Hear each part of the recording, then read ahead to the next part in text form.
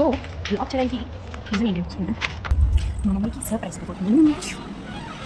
So ఇమ్మీడియట్గా ticket book చేసుకొని నేనైతే నైట్కి బస్ ఎక్కేసాను. ఇంట్లో వాళ్ళకి కూడా ఏం చెప్పలేదు వస్తున్నానని. ఇందాక కూడా లేచాక ఫోన్ మాట్లాడాను, బట్ స్టిల్ నేను ఇంకా చెప్పలేదు. చూడాలి అమ్మ రియాక్షన్ ఎలా ఉంటుంది అనేది. మనమేమో బస్ దిగేసాము, మనమేమో అన్న కోసం వెయిట్ చేస్తున్నాం. మా అన్నగాడేమో గంటలు గంటలు చేస్తాడు రానికి, ఫ్రస్ట్రేషన్ వస్తుంది. సో మనమైతే ఇంటి దగ్గరికి వచ్చేసాము. అమ్మ రియాక్షన్ ఎలా ఉంటుంది అన్నది చూడాలి. ఇంతకు నేను చెప్పలేదు కదా అసలు ఎందుకు వచ్చాను అన్నది.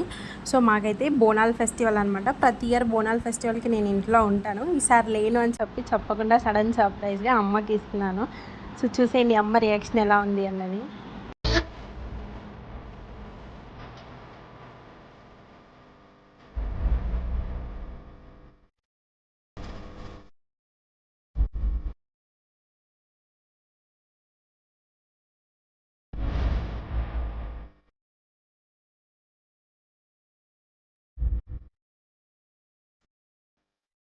తర్వాత రెడీ అయిపోయి మనమైతే గుడికి వెళ్ళిపోయామన్నమాట.